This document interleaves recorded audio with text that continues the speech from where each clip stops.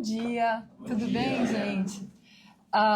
Eu fiquei muito emocionada de entrar aqui, porque a gente vê em cada pedacinho, assim, muito amor de vocês, né?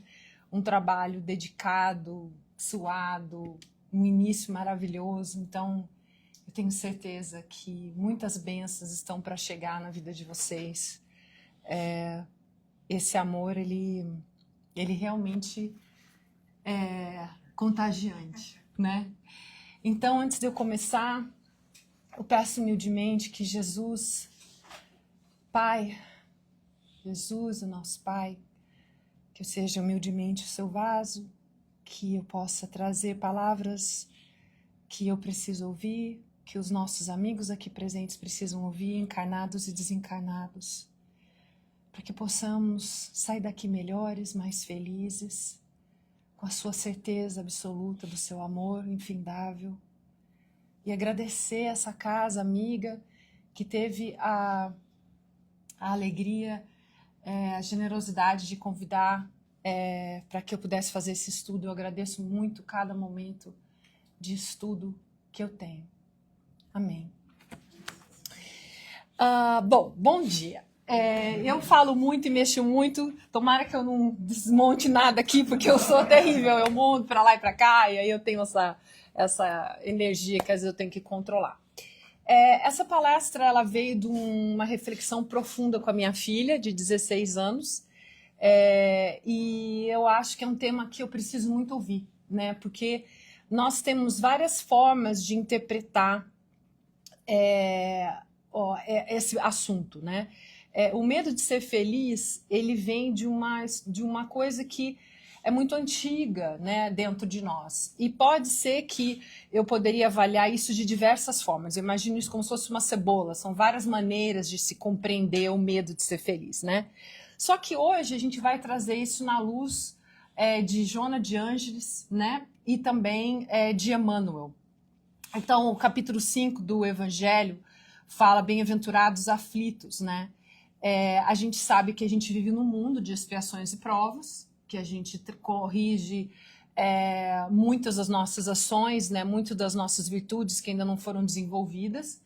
Mas, além da gente falar sobre isso, eu queria dar um mergulho um pouquinho mais profundo sobre, existe um entendimento, existe uma maneira de se ver se essas provas, né, no automatismo do dia a dia, mas como é que a gente pode trabalhar isso com uma fé mais raciocinada, né? Uma fé mais lúcida, uma fé mais amorosa, uma compreensão que a dor ela é agravada ou não de acordo com as nossas atitudes, né, e principalmente mentais. E isso é muito falado, eu acho que no Espiritismo, é muito falado sobre a compreensão da dor, mas a gente não fala muito da felicidade.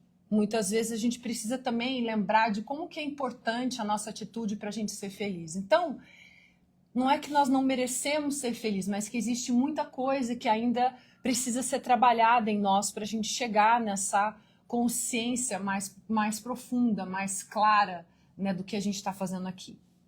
Então, nós somos filhos de Deus, nós estamos no mundo de expiações e provas, a felicidade ela não é plena, mas enquanto ela não é plena, também existe chance da gente ser feliz. A gente também pode ir para Deus com amor, não necessariamente só ir pela dor, né? Então nós temos vários ângulos, e esse ângulo do Emmanuel e da Joana de Ângeles que eu vou trazer hoje, tá? Então Emmanuel é muito claro.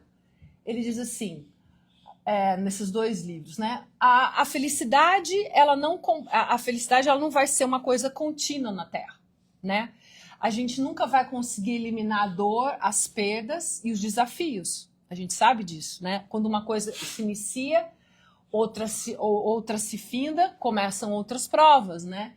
E aí a gente não vai ter nunca essa plenitude emocional permanente. A gente tem essa consciência na Terra.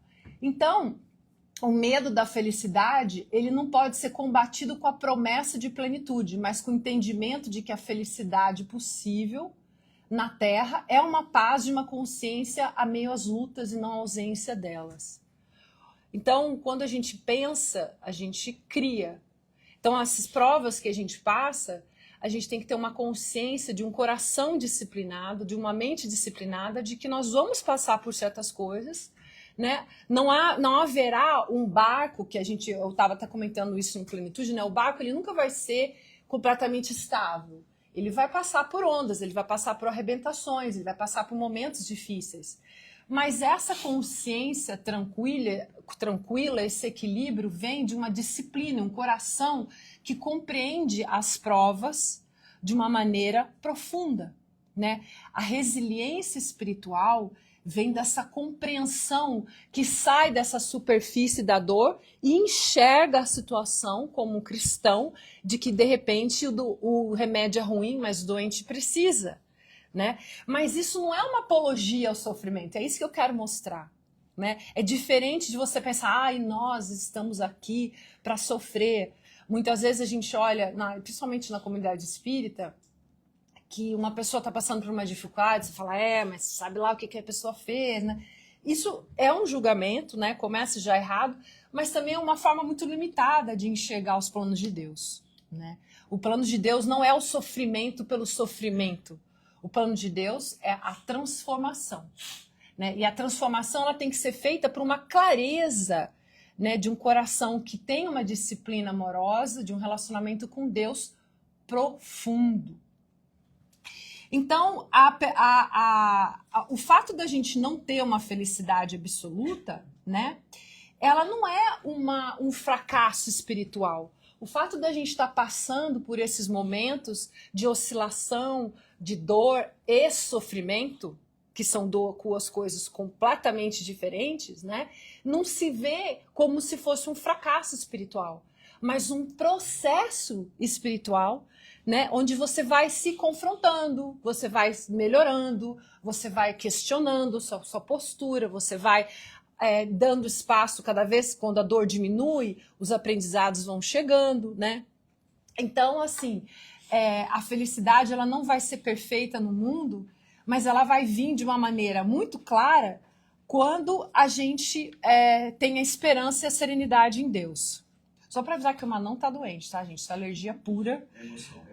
Ele tá muito alérgico, já investigamos tudo, tá tudo certinho. Jamais entraria com ele aqui assim, doente, pra vocês ficarem tranquilos, porque é importante. Exatamente. E aí, a Joana, eu não tô tendo um pouco de dificuldade, acho que eu vou usar o mouse, que eu sou old school. Não, é que eu quero, não tá funcionando o mouse, peraí. Eu vou deixar aqui, ó, peraí. Não, tá ótimo, tá tudo certo. Não, tudo bem, tá ótimo. E aí, a Joana de Ângela vai falar uma coisa que é muito interessante. Ela vai falar que na Terra nós confundimos os prazeres, né, como se fossem felicidade. Então, vamos supor, não tem nada de errado a gente ficar feliz porque a gente conseguiu um emprego novo, porque o negócio que a gente montou deu certo, porque o dinheiro é neutro.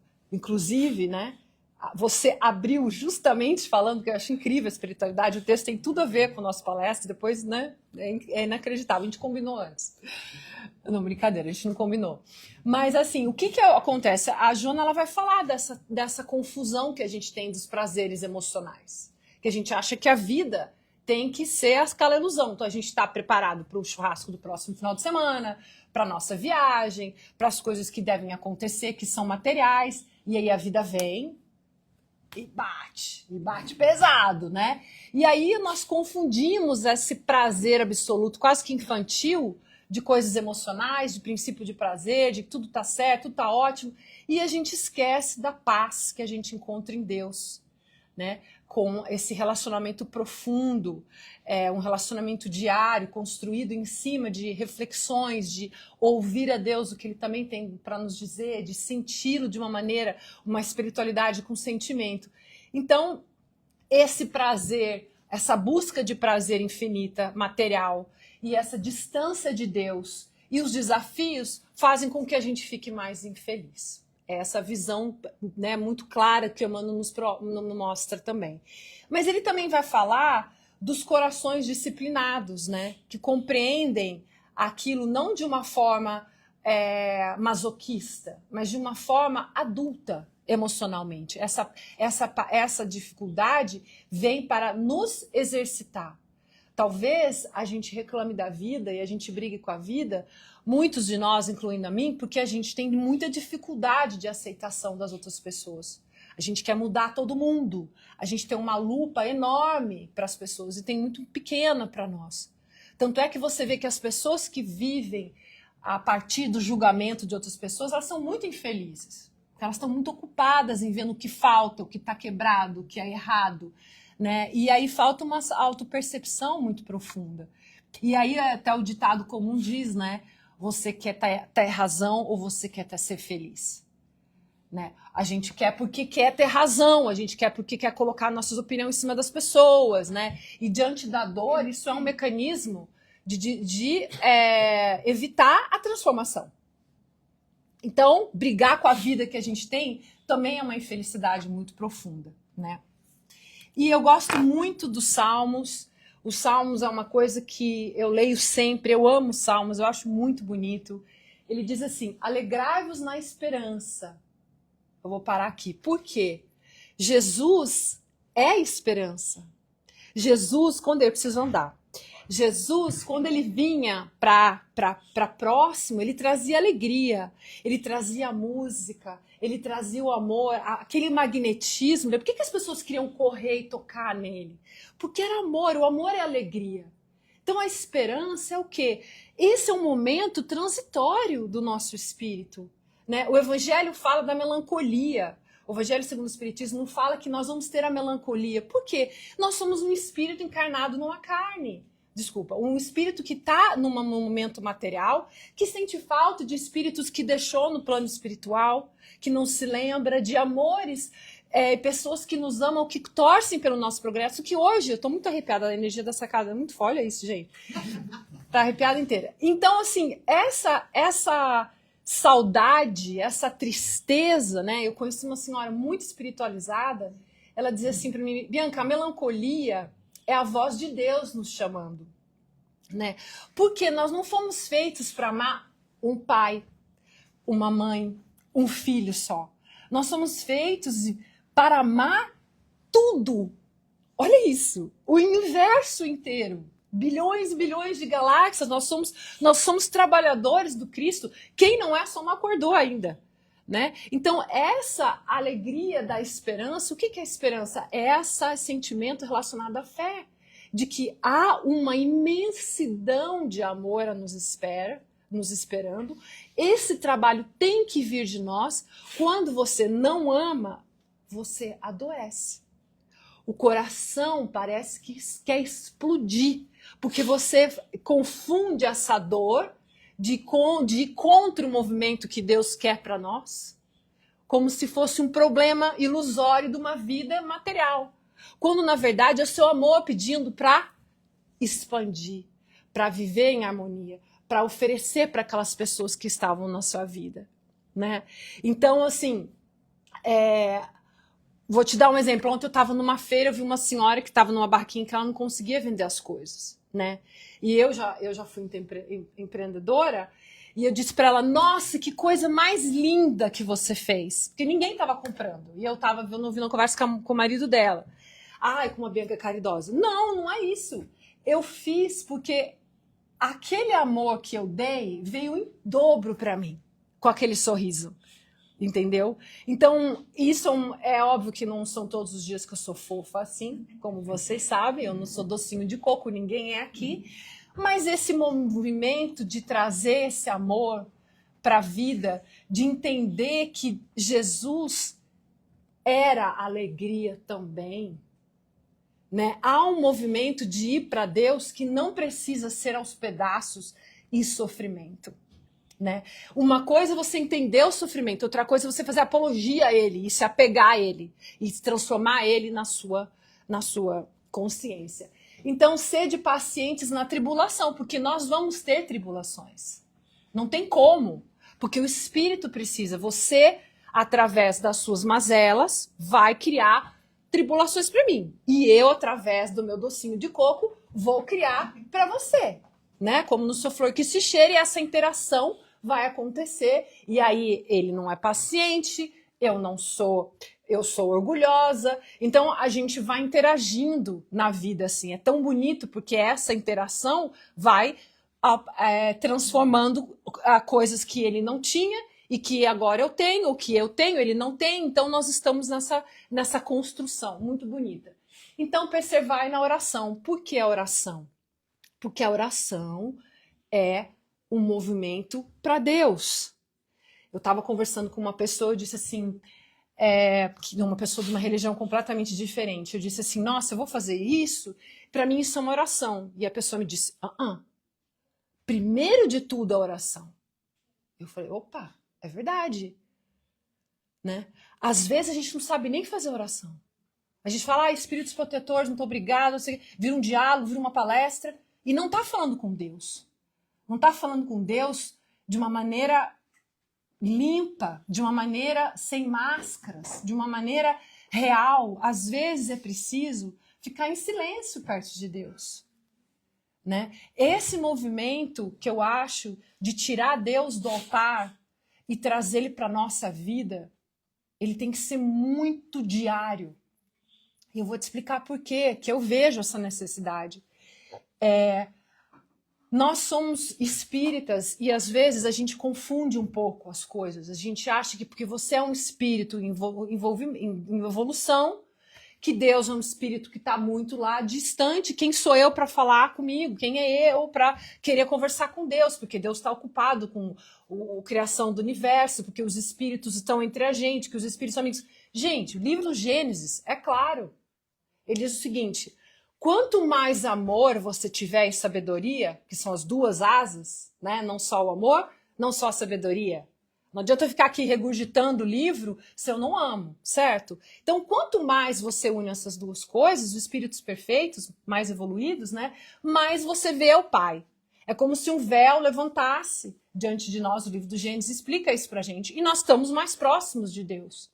Então, eu sei que a espiritualidade vai usar a abertura de um livro, uma pessoa para me falar alguma coisa que eu preciso ouvir, um sinal de caminhão, um post do Instagram, às vezes, né, as pessoas mais modernas, alguma coisa desse tipo. Mas isso não significa que esse relacionamento, ele é distante. Ou é o que eu brinco muito quando estudo no NEP, que é um relacionamento de concierge de hotel. Já viu?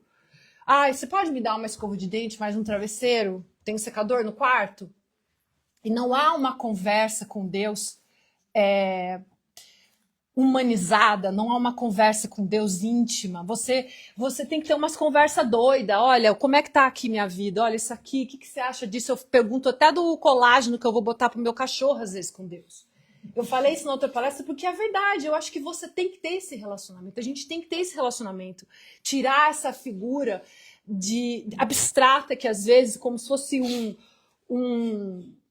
uma super inteligência distante e não trazer para o nosso dia a dia, não trazer para o nosso coração amoroso, não trazer o que Jesus chamava Deus de Abba, que é papai. Né? Não tem como a gente ter essa sabedoria ou até mesmo esse amor de uma maneira muito pragmática apenas, né? Uma religiosidade intelectualizada, né? Sem esse relacionamento simples. Um relacionamento simples, puro. Sabe? Um relacionamento que você tá ali despido e escuta e ouve dentro do seu coração, porque a intuição sempre vem, né? Mas a gente não quer, a gente quer o que a gente quer falar. Então isso é um alerta muito grande. Então a Joana e o Emmanuel, eles vão falar que muitas vezes nós, por sermos, principalmente espíritas, a gente tem essa culpa de que nós não somos aquele espírito de luz que a gente gostaria que fosse, né? Então a gente tem aquela coisa, um pouco de vergonha, né? Acho que eu vou esconder isso, então vem as máscaras do ego que a gente projeta na pessoa, por exemplo. Eu só agi assim porque a pessoa fez isso pra mim. Olha que fofo. Né? Eu fiz isso aqui porque a pessoa acha que se ela não tivesse me tratado assim, eu tive uma reação. Eu não sou Chico Xavier. Olha que lindo, então. Essa é o melhor. Eu não sou um espírito, eu sou um espírito em evolução. Então, são as desculpas. Ou a gente se culpa muito. Ah, eu não sou uma boa pessoa ainda, eu não aprendi ainda, eu não sou um espírito bom, como é que eu posso fazer isso? Isso não deixa de ser um pouco de orgulho. Então, Emmanuel ele vai dizer assim, a culpa ela surge num despertar da consciência moral. Ela não é um sentimento para que a gente se fique fixado nele. Porque Lacan é um psicanalista, eu gosto muito, ele falava assim, ele é super complexo, mas ele dizia assim, você dizer que você é um canalha não te faz ser um menos canalha. Né? Ou seja, você dizer, olha, eu sou egoísta, não te faz ser menos egoísta. O que faz você ser menos egoísta não é o seu processo punitivo de autoflagelação, é a sua transformação moral, real. Né? A força que o Emmanuel vai dizer do espírito, que é a vontade espiritual que controla todas as faculdades psíquicas. Ninguém dá conta da vontade espiritual. E isso é uma das coisas mais poderosas que Deus nos deu. Porque ele não interfere nessa vontade espiritual. Ela tem que vir de você. É ela que vai comandar essa transformação. Então a culpa ela vem num momento necessário de realização do erro ou de uma coisa que você percebe que você precisa trabalhar, mas ela não deve ser como ela não pode ser punitiva. Ela tem que ser educativa. Então nós temos que entender mais do que nunca que reparação não é punição. Você concorda? Porque o que adianta você ser punido se você não fez nada para melhorar? Deus não fala, ame ao próximo e morra de autopunir. Ele não fala isso, ame ao próximo como a ti mesmo. Esse amor por você não é um amor que tudo passa a mão, porque tá tudo ótimo, né? Não precisa ver nada, eu sou linda, fofa, né? Eu sou perfeita aqui, porque eu ainda não estou caminhando, nem o autopunitivo desse sentimento que não educa, que não tema, não traz a responsabilidade de transformação. Então, muitos de nós confundimos a dor também com o sofrimento contínuo. A dor ela vai existir no nosso processo de evolução espiritual, mas a gente não pode se apegar ao sofrimento, porque você se apegar ao sofrimento, você não tem tempo de fazer a reparação no trabalho, no bem. E é essa dificuldade. Quando você está apegado ao sofrimento, há várias desculpas para que não haja um trabalho no bem. Porque você está em dor, você está em sofrimento, você não precisa evoluir, você não precisa batalhar para melhorar. Então, a lei divina ela não exige a dor. A dor é uma consequência da decisão do espírito. Né? Nem um umbral é criado por Deus, o umbral ele é criado pelas mentes que vão para o umbral. Que inclusive tem gente encarnado aqui no umbral. Né? A gente fala de espírito sofredor que muda o psiquismo das pessoas. Né? Primeiro você muda o psiquismo, depois você muda até o seu perispírito. E criam espíritos sofredores, que vão nas mesas mediúnicas chorar de 300 anos atrás, que nós fomos assim já. Né? E às vezes a gente fala do espírito obsessor, e guess what? Quem que é o espírito obsessor? A gente mesmo, de nós mesmos. Porque você está parado naquela ruminação. Então é importante a gente entender que o castigo, esse Deus medieval, é um Deus que também deixa a gente numa situação muito confortável. Porque a partir do momento que eu decido parar de sofrer por algo que me aconteceu, eu tenho uma responsabilidade espiritual de ser luz e de fazer um reparo real no trabalho do bem, através do estudo, da autopercepção, da consciência dos próprios erros, né? Mas a culpa prolongada, ele é um equívoco do espírito. Né? Então, a dor pela dor não é divina. A dor pela dor não serve para nada. Nós temos um amigo que passou um problema muito sério de addiction e uma vez na praia ele disse assim para mim, aos prantos, Bianca, a culpa é um sentimento inútil. Porque eu bebo, tenho culpa. E aí? O que você faz com a culpa? Ai, coitadinho de mim. né? Mas não há uma vontade espiritual de falar, chega, basta. Aqui vai ser diferente. E são esses eu falei isso no NEP essa semana, porque é muito real. Tinha acontecido um negócio comigo no trabalho. Eu falei, ai, Senhor. Sabe quando você cria renda? Você já viu aquelas francesas fazendo renda? É a coisa mais linda que tem. Elas vão fazendo devagarinho, as que fazem com a mão ainda. É assim o nosso espírito. Hoje, eu fiquei quieta. Eu ia julgar, resolvi não falar. Eu ia explodir, resolvi ficar em silêncio. Eu ia julgar, falei de amor. Essa é a vida real. Quando a gente sai daqui. Meu irmão fala, acho lindo, a vida é segunda-feira. A vida é segunda-feira, quando a gente vai para trabalhar, quando uma família vem apertar todos os botões, né? Quando o casamento só uma pessoa tá certa, outra tá sempre culpada. São essas horas que a nossa renda tem que ser trilhada todos os dias, né? Então, a imaturidade espiritual, ela gera culpa, mas ela gera zero ação. E por ela gerar culpa, ela gera muita infelicidade. E é um caminho contrário à lei divina. Porque o caminho da lei divina é alegria, é felicidade. Então, reconhece-se o verdadeiro cristão pela sua transformação moral. A autoaceitação não é estagnação, é honestidade espiritual consigo mesmo. Sou egoísta ainda. A história do canalha. Ok, e agora? Talvez eu vou deixar a minha irmã usar meus cremes, por exemplo, né? Talvez eu vou falar, olha, vamos mudar o membro da academia, porque todo mundo gosta dessa academia, eu gosto da outra, mas todo mundo quer, então a renda diária, do dia a dia, essa é a transformação, né? Não é só falar e tal, e aí, como é que a gente executa, né? Boas intenções com execução ruim, o que acontece com o negócio? Você que é empreendedor. Já era.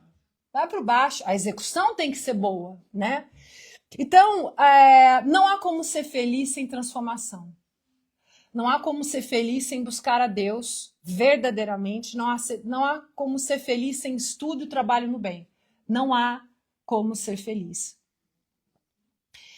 Então, essa tristeza entre você ficar paralisada e a tristeza em que você se transforma, ela faz uma diferença enorme na nossa vida. Se você está buscando a autotransformação, né? Porque existe uma postura adulta espiritualmente, que eu diria. E essa autoaceitação desse processo, ele é muito importante, né? Se a gente fica nesse momento, a gente praticamente está buscando o prazer só na vida. E um prazer, às vezes, num lugar errado. Porque, gente, óbvio que dá prazer. Por exemplo, você vai no cruzeiro, eu nunca fui. Eu vou ficar animada que eu vou no cruzeiro. Não tem nada de errado nisso. Eu acabei de ganhar uma promoção. Você vai ficar feliz. A gente está no mundo material. Mas é tudo isso? É sempre só isso? É essa que é a diferença, né? Então, a gente tem que compreender que eu posso, eu consigo, é um ser consciente que o Divaldo vai falar. E não ficar justificando as imperfeições. E não ficar terceirizando isso no outro, né? Como se o outro fosse a causa das nossas mazelas. E é interessante isso porque, assim, diversas vezes, os psicanalistas modernos, eles falam que a depressão, por exemplo, é uma doença super egóica, narcísica. Porque não importa o que acontecer, a pessoa está muito centrada nela, né? Eu vou estar sempre triste, tá todo mundo feliz, eu vou fechar a cara nesse churrasco, eu vou trazer aquilo que é dor para mim, né? Porque existe uma inabilidade, gente, eu não estou falando do aspecto biológico, que precisa de tratamento, nada disso, mas existe uma coisa espiritual que precisa ser mexida ali, né? Precisa ser confrontada, mesmo quando existe um problema biológico, tudo há na gente, tudo é interligado. Então há necessidade dessa autopercepção, dessa vontade espiritual de se curar, né? Tem que haver vontade espiritual de seguir em frente, como foi o texto muito bem colocado no início pela espiritualidade. Então, a autoaceitação ela é a base também de uma felicidade espírita, de uma felicidade cristã. Sim, você não é o Chico Xavier ainda. Né? Sim, você não é um espírito crístico. Sim, você ainda não consegue pensar como Joana de Ângeles. Mas e o que você já consegue fazer? E quantas vezes você caiu espiritualmente antes de estar aqui nesse lugar? Nem nessa vida eu estou falando. Inúmeras e centenas de vezes você teve que transformar dor, parar com o sofrimento e seguir adiante. Você conhece esse movimento no seu DNA praticamente. Mas a gente esquece no momento presente. Né? A gente esquece. Então o apego à dor mudou? Não mudou. Estou mudando. Ficou pegado. Aí foi. Então, eu tô com um pouco de calor, gente, com essa jaqueta. Será que eu posso tirar? Eu acho que eu vou botar aqui, ó. Vai ficar mais fácil. Pronto. Aí eu já posso tirar. Ah, agora ficou melhor. Tô muito quente aqui. Obrigada. Então, assim, o apego à dor, ele acaba virando praticamente que uma identidade espiritual. Isso é muito perigoso. E aí eu paro e faço uma pergunta para você, que eu também não sei responder. Quem nós seríamos se nós não tivéssemos a nossa história de dor? Que dia nós vamos deixar essa bagagem, essa retórica, essa conversa? Quanto mais tempo nós vamos precisar vir com a mesma história? A história que nos define da dor. Porque a história que nos define é a da dor e não é a do amor. Que história você contaria se você não tivesse que carregar essa bagagem? Né? Será que é importante a gente pensar que tem determinados momentos na nossa vida que a gente tem que deixar para trás essa história, essa retórica? E isso não significa que nós não valorizemos aquilo que foi nos passado, as virtudes que essa história nos ensinou. Mas não há como ser feliz sem transformação. Não há como ter momentos mais leves como filhos de Deus na Terra, porque também temos o direito carregando lixo no coração. Então, quando o pensamento, que é uma força criadora, né, continua a nos envolver, quando a repetição cria hábitos mentais. Gente, há espíritos que nem forma têm nesse exato momento de tanto sofrimento. E você acha, muitas vezes, e eu também, que a distância entre nós e eles é muito grande. Será? Você já conseguiu ver como é o seu espírito depois de encarnar? Será que seremos nós que vamos numa mesa espírita falar de algo que aconteceu 300 anos atrás?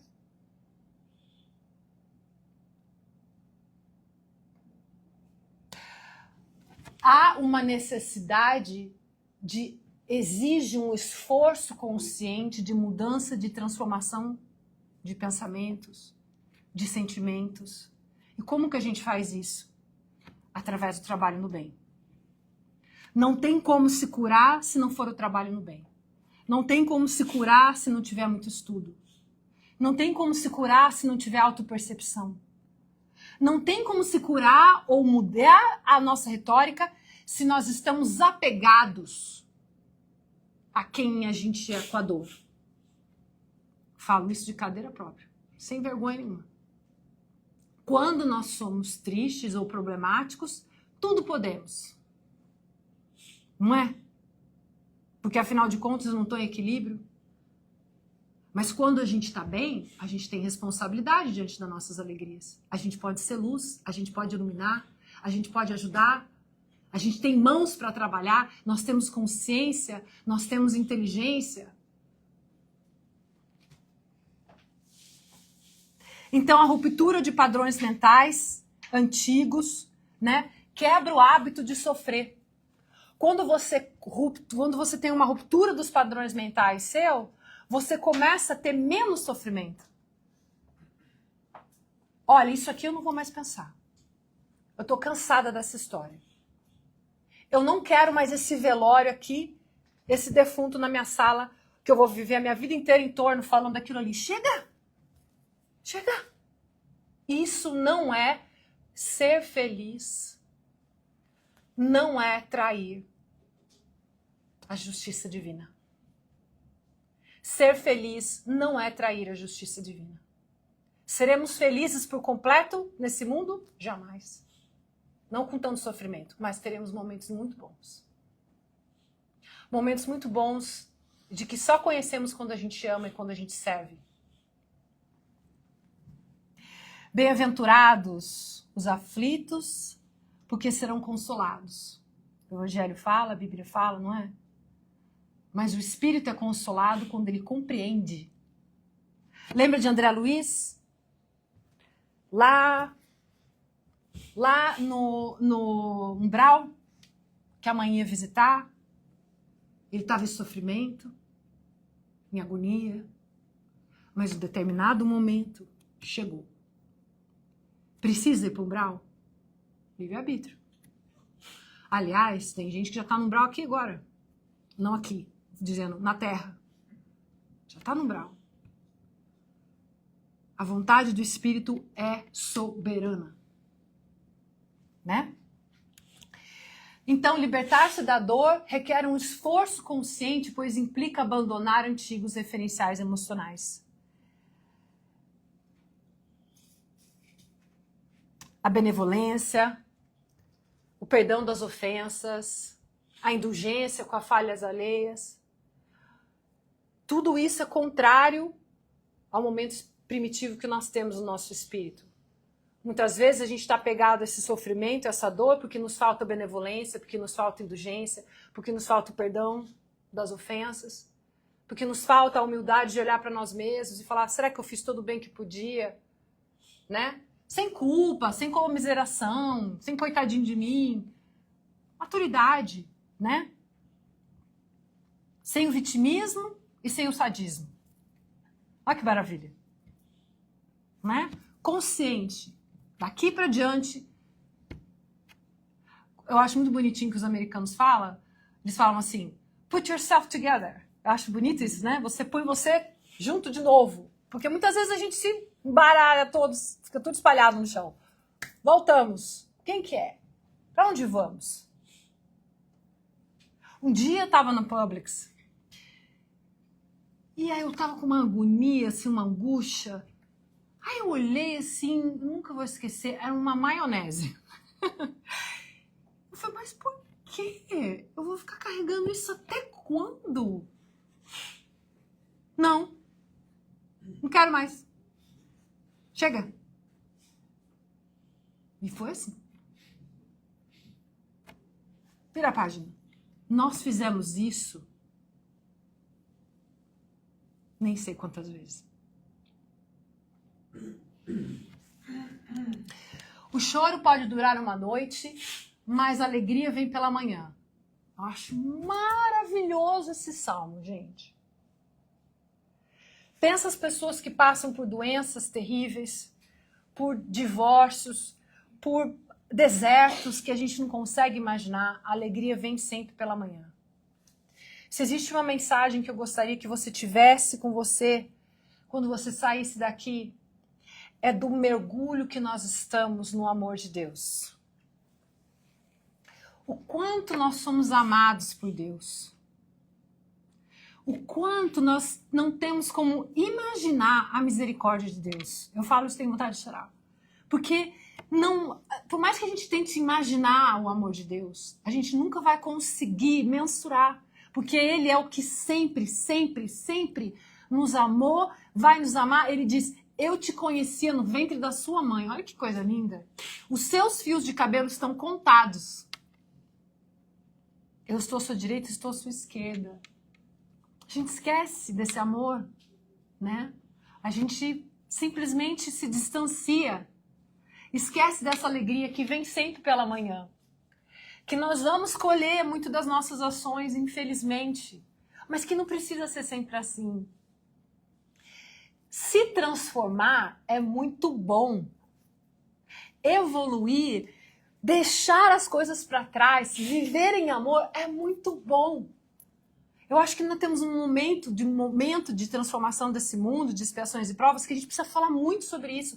É muito bom se transformar, é muito bom evoluir, é muito bom se conhecer também, é muito bom orar a Deus com todo o seu coração, é muito bom viver em amor o tempo todo, é muito bom trabalhar por Ele, é muito bom estudar e aprender sobre o Evangelho de Jesus, seguir os seus passos, é muito bom.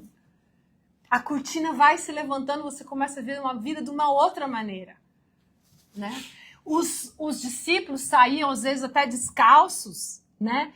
Sem posto de gasolina, sem GPS, né? Sem tênis preparado para o joelho, cantando muitas vezes, sem nada no bolso, iam pregar, sem estrada asfaltada e ar-condicionado em Israel. Muitos morreram em nome de Jesus. Somos muito afortunados de estar hoje tendo condição de expressar aquilo que a gente tem fé. Eu fui nas cavernas da Turquia, onde os cristãos viviam enfurnados lá por anos, com idosos e crianças, e não podiam nem ligar um fogo, porque tinha que sair disfarçado, porque o Império Otomano estava atrás deles. Eu falei, não acredito que a gente vivia nessa caverna por 10, 15 anos. Né? E por amor a Deus, né? O consolo sempre vem. Quando a gente deixa a nossa vida egóica, quando a gente sai do nosso ego e começa a amar mais, a gente se cura. Quando a gente não ama, a gente fica doente. E quanto mais egóico nós ficamos, quanto mais olhamos o nosso umbigo, mais triste nós ficamos. Deixar o orgulho e a vaidade não tem outra maneira de viver essa vida, né? Então, o amor de Deus, ele tem que ser compreendido, sim, mas ele tem que ter sentido. Você começa a enxergar o amor de Deus nas pequenas coisas, porque ele também faz a rendinha no universo para mostrar o amor dele a todo instante. Mas a gente está muito primitivo para ver. É como se a gente fosse uns filhotinhos de cachorro, sabe? Que não abre o olho ainda, não consegue ver. Mais ou menos assim. Então, a felicidade, ela traz uma responsabilidade. A gente tem medo. É mais fácil ficar no sofá chorando, falando que o outro é o algoz de tudo, e que você é uma princesa, que nem eu, sofrendo e injustiçadamente. E aí, porque a felicidade traz responsabilidade. A felicidade vai fazer você expandir e dar isso para as pessoas. A felicidade vai fazer você ser amorosa de verdade, não só no centro espírita, né? A gente vai ter mais amorosidade com as pessoas que são difíceis, que apertam todos os nossos botõezinhos ao mesmo tempo, dentro da família onde o bicho pega, num relacionamento amoroso entre marido e mulher, de um filho difícil, de um irmão que mente e ultrapassa, né, as coisas que vêm. Sabe o nó do peito que meu avô falava? Que o nó sempre chega no peito, né? A gente passa e pegou ali. É ali que a gente tem que transformar essa visão de mundo, né? Essa execução boa das coisas e não só a boa intenção. Então, a alegria, ela traz uma paz interior. Por quê? Porque você tem que entender, você tem a consciência absoluta da... O que é resignação espiritual, gente? É você entender o amor profundo de Deus. Ponto. Segundo, você ter uma proximidade com Deus que você foi buscar através de um relacionamento íntimo, sentimental. Não só de palavras lindas e tal, você está ali por inteiro. Terceiro, você entende que você não é a vítima e nem o pior, mas você é um ser em progresso, que foi feito para progredir e que você vai ter a vontade espiritual de seguir adiante a cada rendinha daquele dia que você recebeu aquela ligação que você queria entendeu? Pegar a pessoa e estrangular, vamos supor. Eu não tenho, graças a Deus, mais essa vontade, eu tenho outras, mas essa eu não tenho mais. Mas você vai transformando a cada passo a força que vem de você. Então a alegria, ela vai trazer desse sentimento profundo de conexão com Deus, né? Ela traz uma paz, ela traz a esperança. E aí você começa a ser referência. Então o medo de ser feliz vem também de que quando a gente é o dodói, quando a gente é o coitadinho, quando a gente está sofrendo, tudo pode. E aí o que você tem que fazer fica para depois.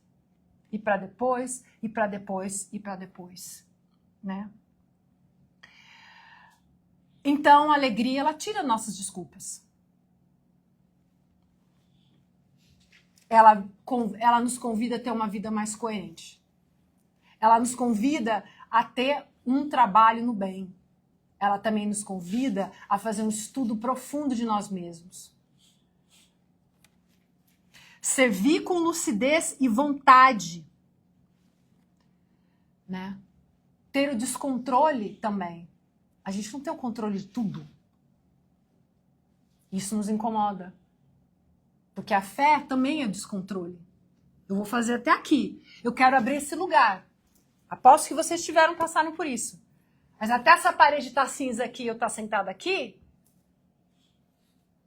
é o descontrole. Às vezes você vai fazer, mas a gente não tem certeza de tudo. Essa é a fé também. Né? Embora ela seja uma fé raciocinada, obviamente, racional, a gente tem que confiar na providência divina. No amor que ele nos oferece. Então a felicidade também, ela nos traz a responsabilidade e a nossa felicidade será naturalmente proporcional em relação à felicidade que fizemos aos outros. Né? Eu acho interessante, às vezes, por equívoco, as pessoas plantam certas coisas e não querem a colheita ou não esperam que isso vá ter, no final das contas, um peso na vida delas, de alguma forma, né? Então, a felicidade nossa, ela vai vir sempre dessa consciência tranquila de um espírito que está buscando a paz real entre um alinhamento daquilo que ele pensa, daquilo que ele sente, daquilo que ele faz, com uma consciência em paz, de acordo com as leis divinas. A transformação vem de quem quer e busca todo dia ter uma humildade que não tem, porque quando acha que tem, já perdeu.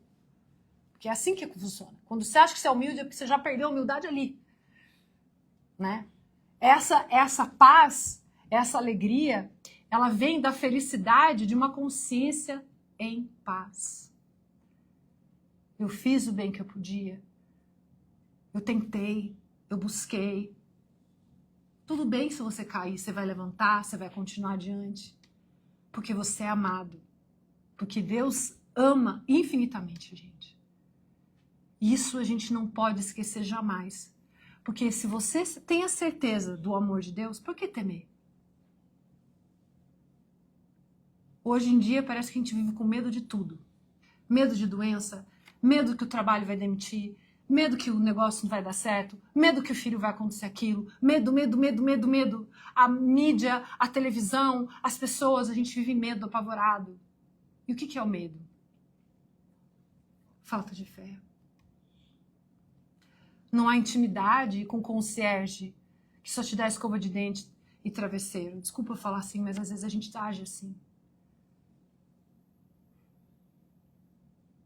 Que a gente possa tirar Deus do altar. Jesus do altar. Né? É muito diferente a maneira com que as coisas nos apresentam com delicadeza para que a gente entenda, mas isso não significa distância. E aí, o que nós andamos fazendo aos próximos e mais próximos? Essa é uma pergunta muito séria. Porque a gente olha sempre para o outro, mas o que a gente tem feito para os nossos próximos e mais próximos?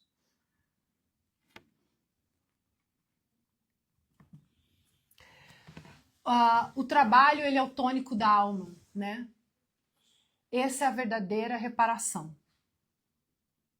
Não adianta você amar se você não estuda. E não adianta você estudar para enriquecer o seu intelectual. Eu faço parte de um grupo judeu, eles me mandam sempre umas mensagens em inglês, porque eu tenho muitos amigos judeus, e a mensagem de hoje era muito bonitinha, eu mostrei para o Marquinhos no carro, falava: se você estuda tanto, por que você está com tanto orgulho de estudar tanto? Não faz o menor sentido. Porque você está estudando tanto, você deveria ser mais humilde ainda. Então, o estudo ele é muito importante, o trabalho ele é muito importante, a prática do bem. Esse livro, Sinal Verde, é lindo, gente. É muito bonito esse livro. Então, o trabalho a favor e a reparação. O trabalho é a reparação. A luta mental não é nada. Se a gente fica só lutando mentalmente e não trabalha, não vai atrás, não sai do centro do ego, não tem como você se transformar.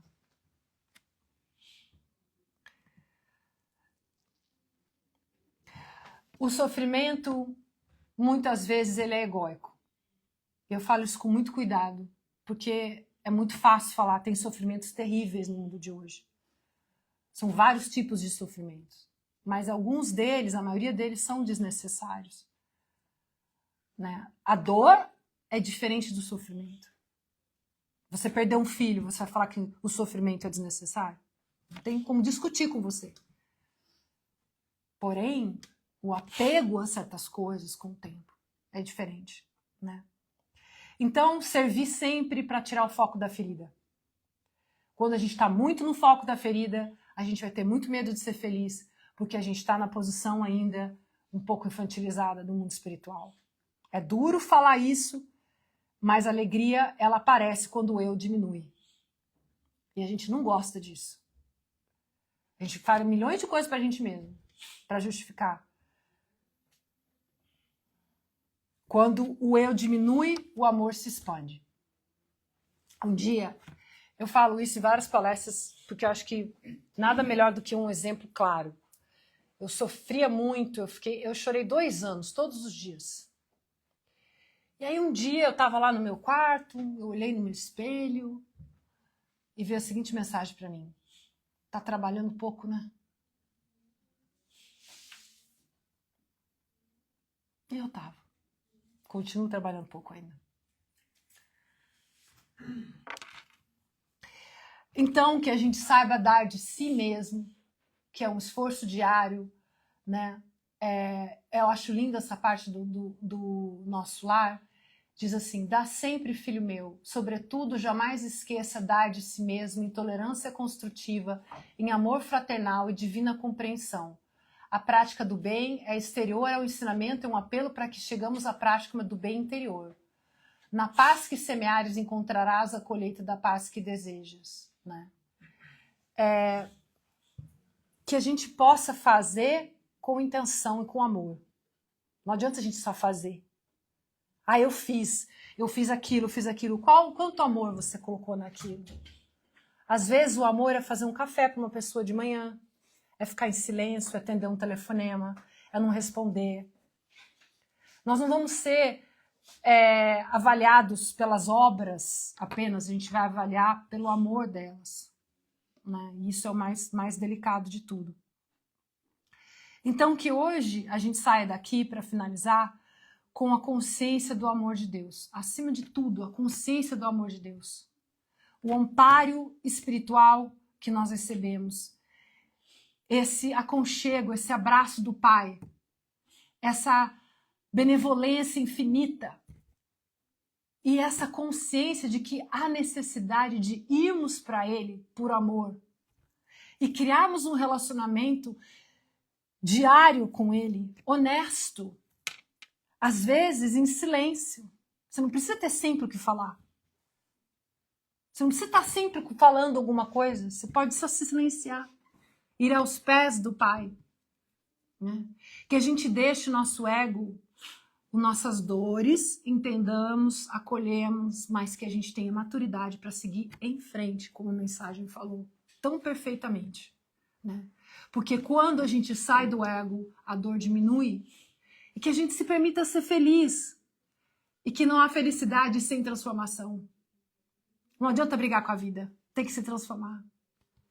Tem que amar, mesmo que um pouquinho, mesmo que torto, muito mais do que a nossa família. viver em amor, respirar o amor, senti-lo de verdade, né? Todo mundo precisa de amor hoje, gente. Todo mundo que vai chegar na sua frente, faz esse teste essa semana, todo mundo que chegar, vai chegar pedindo amor. De um jeito, de outro, torto, depressivo, no trabalho. As pessoas pedem amor 24 horas pra gente. A gente que não percebe. Porque a gente tá tão focado na nossa ferida que a gente às vezes se anestesia. Às vezes a pessoa só quer que fale assim, não, vai ficar tudo bem. Nossa, que bonito que esse vaso que você fez. A pessoa já transforma. É bom fazer obras e tudo mais, mas a rendinha do dia a dia. E por último, eu gostaria de ler um texto que eu sempre escrevo depois que eu termino. Provavelmente vai ter erro gramatical, mas eu gosto de ler sempre um texto quando acaba um estudo. Eu fico meio emocionada. Se eu chorar, vocês me perdoem.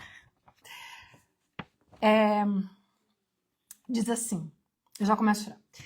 Sabemos que a dor já nos é conhecida. Aprendemos a conviver com ela, a explicá-la, a justificá-la e até a nos definir por meio dela. Mas permitir-se viver alegria exige algo novo. Coragem para amar. Coerência interior e responsabilidade para mudar o nosso discurso e a nossa postura do espírito. Muitos de nós carregamos culpas antigas, conscientes ou inconscientes, e passamos a acreditar que não merecemos ser felizes. No entanto, Deus não nos criou para punição, mas para o aprendizado. Ele nos chama pelo caminho do amor. Sim, não precisamos ir até Ele pela dor. A dor não é sentença, é convite luminoso à reparação. E a reparação se faz pelo trabalho no bem, pelas mãos da benevolência, pelo amor que se oferece, pelo serviço que liberta, pelo estudo que ilumina nossos próprios caminhos. A felicidade verdadeira não é a ausência de problemas. Ela é a paz da consciência, mesmo quando a vida chega em ondas de ensinamentos profundos. Que possamos dormir em paz com as próprias escolhas. Que busquemos sem cessar o alinhamento entre nossos pensamentos, sentimentos e ações, ainda que imperfeitamente, mas com sinceridade e força de vontade. Que saibamos diferenciar sempre a felicidade no bem da anestesia material, tantas vezes ilusória. Muitos de nós ainda têm medo da felicidade porque permanecem identificados com a dor que os resume. Mas hoje, tudo pode ser diferente. Tudo muda, tudo progride. As borboletas deixam os casulos, os pássaros deixam seus ninhos e o mar lapida as rochas. Tudo está em movimento. Movimento é vida, movimento é saúde. Quando o sofrimento vira identidade, a paz pode parecer estranha. Mas Deus nos ensina que ninguém foi criado para viver eternamente na dor. Ninguém foi criado para viver eternamente na dor. Quem nos criou para prosperar. Fomos criados para crescer, servir e amar. Ser feliz não é atrair a justiça divina. É responder com ela com renovação. Quando a felicidade no bem chega, ele nos pergunta, agora que estás melhores, o que vai fazer para o próximo? E é nesse momento que compreendemos a alegria legítima de uma vida dedicada ao bem não nos isenta da responsabilidade, ela nos amplia, ela nos torna fonte de esperança, ela nos chama ao seu amor, mesmo sem perfeição. Por isso, não temos esforço, não temos trabalho, não temos disciplina interior. O trabalho honesto é tônico divino para o coração. Servir desloca o ego do centro e devolve sentido à vida. Se hoje a felicidade ainda assusta, caminhe devagar, mas caminhe. Aceite-se em processo, estude, confie na misericórdia divina. E lembre-se, Deus não nos confia provas maiores do que a nossa capacidade de crescimento. Ele te ama mais do que você imagina e está aqui hoje com você. Não tenhamos medo de ser felizes. A felicidade possível na Terra não é promessa da ausência da dor. É a certeza de que mesmo em meio às lutas, seremos felizes quando o amarmos. Muito obrigado, gente.